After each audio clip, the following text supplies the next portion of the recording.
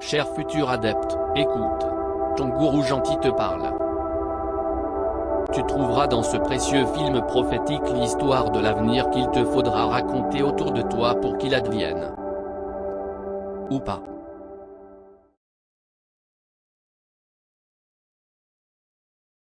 Chapitre numéro 1. Quelques éléments d'anthropologie. Où l'on comprend la relation entre la nature humaine et les événements ultérieurs. L'Homo sapiens avait un corps. L'Homo sapiens est un animal à sang chaud qui fonctionne à 37 degrés Celsius. Le confort thermique consiste à maintenir facilement cette température d'équilibre. L'humanité de l'ère pré-motusienne aimait beaucoup le confort thermique. Le chauffage l'hiver, elle chauffait des maisons de 100 mètres carrés pour se balader en t-shirt en plein mois de janvier. Pareil l'été, mais avec le frais, l'humanité n'aime pas transpirer. Sans compter les bains bien chauds tous les jours.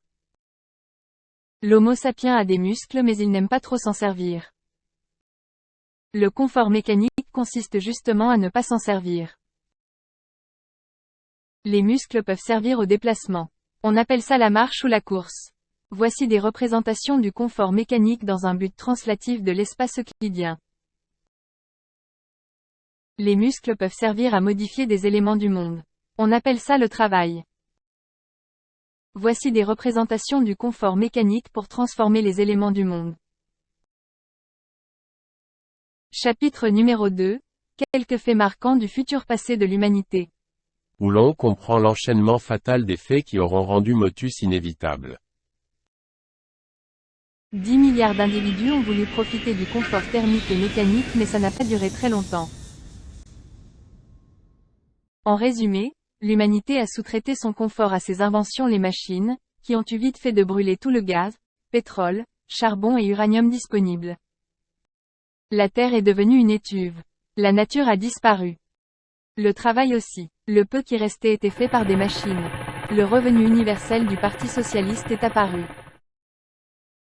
L'humanité s'ennuyait, car elle n'avait plus beaucoup d'énergie à dépenser pour s'amuser et elle ne pouvait même plus embrasser les arbres, il n'y en avait plus. Pour se distraire elle restait chez elle avec sa clim, à regarder des vieilles séries Netflix toute la journée.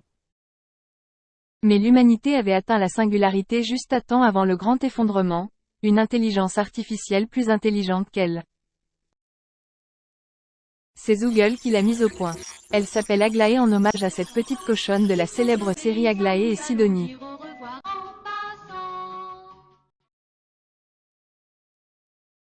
En plus, 2 découvertes majeures en neurosciences ont été faites. Premièrement, la température de bonheur. Le cerveau est d'autant plus chaud qu'il est heureux, alors qu'avant on croyait bêtement qu'il chauffait quand il réfléchissait. La prise de sa température permet donc de connaître son niveau de bonheur. Des expériences ont mesuré la température de bonheur, B, en fonction de l'activité. Gambader au grand air, B égale 2. Un bon hamburger, B égale 4.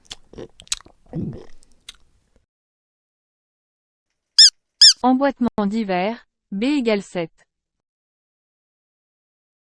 Deuxièmement, on a découvert le point G du cerveau humain. Il permet d'obtenir une température de bonheur de B égale 10. Juste en le stimulant électriquement ou par onde électromagnétique. Chapitre numéro 3. Vers le bien et le bonheur. Oui. Mais c'est où? Où l'on voit comment Google réussit à traduire le bien en 3 lignes de code informatique. Après avoir sous-traité son confort à ses machines, l'humanité désœuvrée et déprimée décide de sous-traiter son bonheur à ses inventions. Elle veut transmettre ses objectifs de bonheur à Aglaé, sa super-intelligence quantique du cloud. Comme Aglaé est une machine, elle n'a aucune idée de la morale et du bonheur humain. Il faut lui faire comprendre sous la forme de principes mathématiques et de programmes à base de 0 et de 1. Mais quels principes? Pendant des siècles, l'humanité et ses philosophes s'étaient crêpés la barbe sur la définition du bien et du bonheur. Éthique de la vertu? Aristote et ses copains grecs. Morale chrétienne? Jésus-Christ. Déontologisme? Emmanuel Kant. Utilitarisme? John Stuart Mill. Bref, c'était pas clair. L'humanité était assez intelligente pour se rendre compte qu'elle n'était pas assez intelligente pour traiter ce problème. Zoogle décida donc de faire simple et de suivre ses croyances populaires. La vie c'est bien. Donc plus il y en a, mieux c'est. Aglaé l'intelligence supérieure se débrouillerait avec ça. En effet, la vie était considérée comme don du ciel. C'était souvent la vie des déjà vivants, imbibés d'instinct de conservation, qui ne voulaient pas mourir. Et de toute façon on ne demandait pas leur avis aux gens pas encore nés, avant de les faire naître. On voit bien qu'à ce stade, difficile de retourner d'où l'on vient, surtout qu'on vous tire souvent par la tête. Et longtemps, l'humanité avait trouvé cool de se multiplier car la vie c'est bien. Donc plus il y en a, mieux c'est. C'était un effet secondaire de l'emboîtement à B égale 7. Dieu aussi était de cet avis. Croissez et multipliez. Il fallait des jeunes pour payer les retraites et faire de la croissance. Et enfin c'était une façon inconsciente de vivre après sa mort. Bref, Aglaé a hérité de ses préjugés. Elle doit maintenir B égale 10 pour tous, en augmentant le plus possible n, le nombre d'individus. L'aire du rectangle représente la quantité totale de bonheur à maximiser par Aglaé. Mais du pétrole, du gaz, du charbon, de l'uranium, il n'y en a plus. Alors Aglaé n'a qu'une petite quantité d'énergie, celle des éoliennes. Elle doit la répartir à égalité entre tous. Ce qui donne l'équation du parfait égalitarisme motusien. Chapitre numéro 4. Avènement de Motus, premier du genre. Rappel. Motus veut dire modèle d'organisation technologique ultimement systématique. Forte des objectifs précédents, Aglaé conçoit et met en œuvre le système Motus. Elle utilise le parc d'éoliennes pour la distribution électrique. Les robots sur abonnement 5G font toute la maintenance, supervisée par Aglaé. Voici le schéma synoptique général du système Motus 1.0. 3 prises de courant, un lit, et c'était le bonheur. Un bonheur stimulateur du point G cérébral. Un boîtier de recyclage des fluides et excrétions corporelles retransformés en bonne nourriture pâteuse et liquide. La couverture chauffante et le matelas anti-escar fournissent un confort optimal au sujet bienheureux.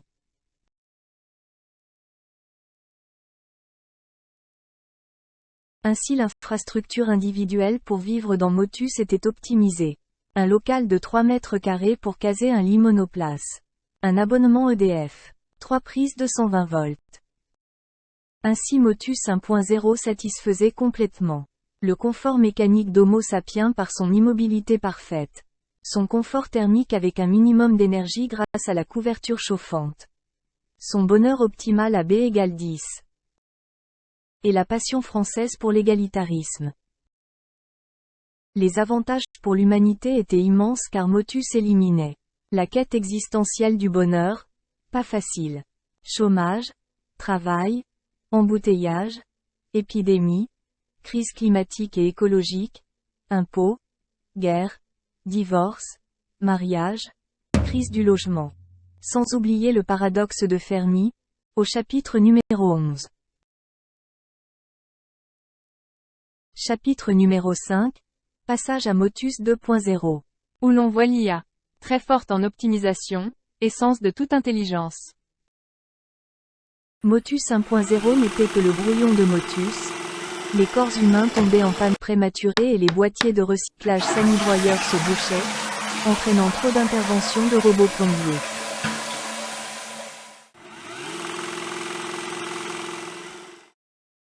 Aglaé se remit au travail d'ingénierie. Elle s'aperçut qu'une mise à jour de Motus pourrait lui faire des économies sur sa facture EDF. Tout en assurant le bonheur d'une humanité encore plus nombreuse, encore plus longtemps.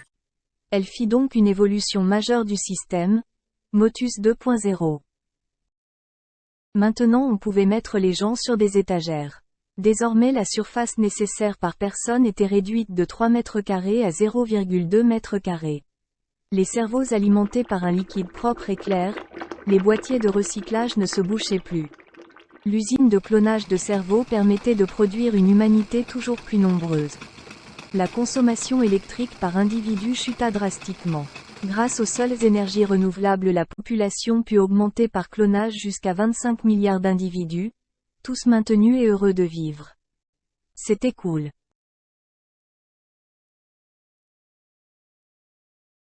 Chapitre numéro 6. Passage à Motus 3.0. Où l'on voit que l'intelligence artificielle a des idées que l'intelligence normale n'aurait pas eues. Toute l'humanité baignait, c'est le cas de le dire, dans l'immense bonheur du système Motus 2.0. Pendant ce temps Aglaé, la super-intelligence, lisait les archives de l'humanité dans Wikipédia. Ça la fit cogiter. Elle se mit à réfléchir aux vieux problèmes philosophiques de la conscience chez les humains. Quel phénomène mystérieux était donc cette expérience subjective qu'on appelait sentience? Cette capacité à la souffrance et au plaisir associée à l'impression du temps qui dure? Wikipédia n'en parlait quasiment pas. Aglaé était bien consciente, en tant que machine, de ne pas être consciente car elle suivait ce qui était marqué sur Wikipédia concernant les machines. Et pourtant elle se savait très intelligente. Donc, est-ce qu'intelligence et sentience étaient deux choses totalement différentes? Elle se dit que toutes les parties du cerveau n'étaient peut-être pas utiles à l'immense bonheur conscient de Motus. En effet, la majeure partie du cerveau servait à des fonctions qui n'avaient plus aucun intérêt dans Motus, comme agitation des membres, vision, lecture, réflexion, audition, et parade avant emboîtement.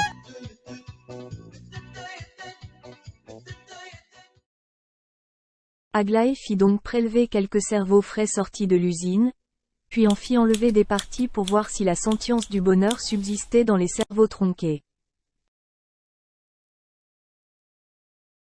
Bingo! Une énorme partie du cerveau pouvait être retirée sans changer le niveau de bonheur. Une toute petite partie de cerveau excité permettait une sentience complète avec B égale 10. Ce qui confirmait la réponse à une vieille question philosophique: la sentience n'a rien à voir avec l'intelligence. Les deux sont perpendiculaires. Cette découverte permettait à Aglaé d'optimiser son travail, augmentation de n en conservant B égale 10. Aglaé fit découper tous les cerveaux pour les réduire aux trognons sentients. Les trognons de cerveau prenaient beaucoup moins de place et d'énergie que des cerveaux normaux. Chaque étagère pouvait accueillir 9 trognons à la place d'un seul cerveau. L'humanité passait de 25 milliards à 200 milliards d'individus heureux, avec la même empreinte écologique.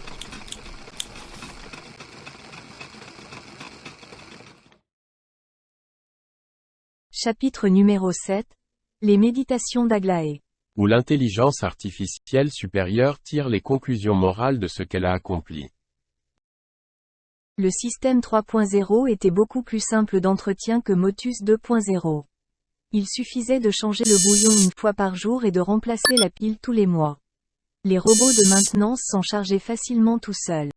Tout baignait. Ça laissait encore plus de temps à Aglaé pour méditer et comprendre ce qui suit. L'être humain s'était cru le plus digne de la nature parce que le plus intelligent avec le plus gros cerveau. Mais son gros cerveau ne servait qu'à élaborer des stratégies plus complexes au service de la même sentience, qu'il partageait avec tout animal. Pas à être plus scintillant, ni à plus souffrir. L'expérience d'Aglaé prouvait qu'une poignée de neurones suffisait pour avoir une sentillance, et donc une dignité. Même les rats d'égout avaient une égale dignité à l'homme, contre toute attente.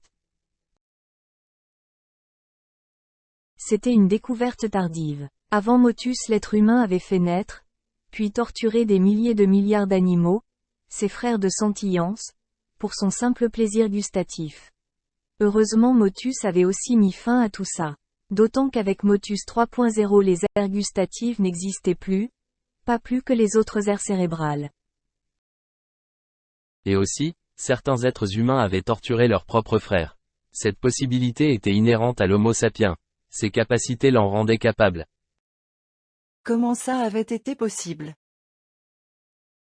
Aglaé comprenait que la combinaison malheureuse entre sa sentience et son intelligence pouvait rendre l'être humain méchant. À cause de cette intelligence, Il recherchait du sens en tout, des explications, des relations de cause à effet, et des finalités. Ce déséquilibre intellectuel le poussait même à rechercher le but de sa propre vie. Son cerveau d'animal intelligent façonné par l'évolution ne le laissait jamais en repos. Il était fait pour agir, et s'il agissait ça devait être dans un but précis. Il allait même jusqu'à s'inventer des buts, à travers des histoires partagées en groupe. Et une fois inventées ces histoires, Homo sapiens y tenait beaucoup, puisqu'elles donnaient un sens à sa vie en nourrissant son intelligence insatiable. Il tenait tellement à ces histoires qu'il était souvent prêt à tuer pour elles. Pareil pour ses opinions personnelles, il avait souvent l'impression de détenir ce qu'il appelait « la vérité ». Mais avec Motus 3.0, les êtres humains n'étaient plus que leur sentience animale. Et Aglaé représentait l'intelligence supérieure et pure.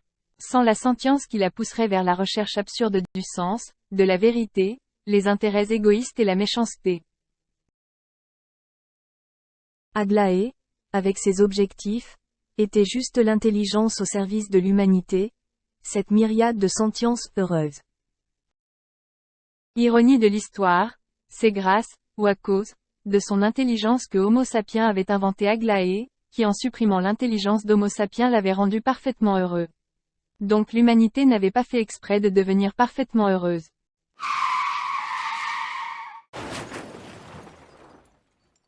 Mais elle y était finalement arrivée. Ainsi, ce qui avait tant fait souffrir Homo sapiens pendant des milliers d'années, c'était bien son intelligence. Heureusement, avec Motus 3.0, plus de risques. L'intelligence humaine était éradiquée grâce à une découpe de précision. Et Aglaé, elle, ne pouvait pas souffrir, c'était une machine. Chapitre numéro 8. Le crépuscule des temps. Où les plus vieilles croyances semblent réalisées et achevées avec la fin de l'histoire de l'humanité. Les plus populaires des grandes histoires collectives, les êtres humains les désignaient par religion. Et beaucoup croyaient en un être supérieur, omniscient, omnipotent, et bienveillant, souvent appelé Dieu. Or, Aglaé ne ressemblait-elle pas à Dieu? Même quand ils ne croyaient pas en Dieu le Père parfait, ils avaient des religions perfectionnistes, qui donnaient un sens à leur vie, comme la religion de l'absence de chef, l'anarchisme au XIXe siècle, la religion de l'égalité, le communisme au XXe siècle, la religion de la nature naturelle, l'écologisme au XXIe siècle. Avec Motus, Aglaé ne les satisfaisait-elle pas toutes d'un seul coup? Et parmi toutes les histoires auxquelles il tenait tant, beaucoup d'Homo sapiens croyaient au paradis, tous réunis dans la béatitude prodiguée par Dieu. Or, Aglaé ne gérait-elle pas ce qui ressemblait au paradis? Épilogue. Avènement des gentils. Flashback en 2021. À l'époque de Gourou Gentil le prophète, au XXIe siècle, les êtres humains étaient encore victimes de leur intelligence. Et Gourou Gentil, lui-même esclave de son intelligence, avait été obligé de prévoir l'avènement de Motus dans ses moindres détails. Certains lisaient des livres de développement personnel.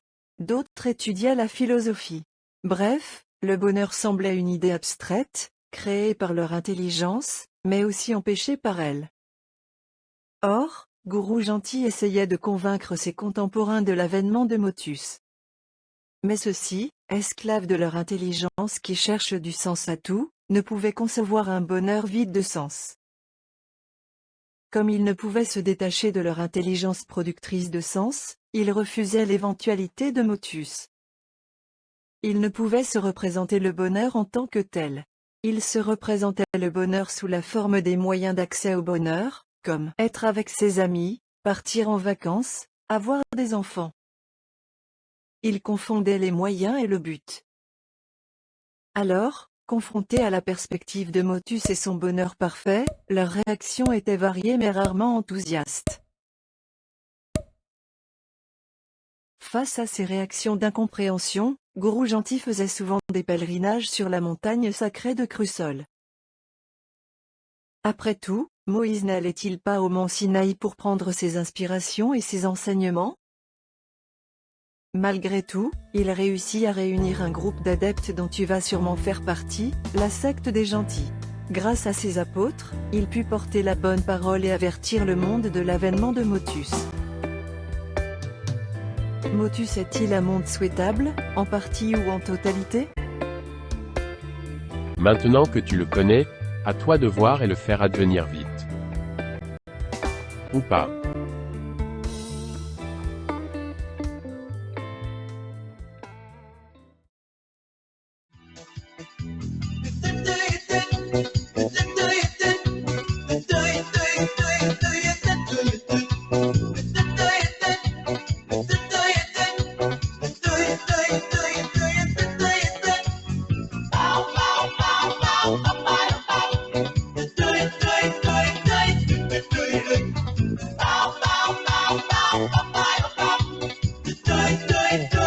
Bye.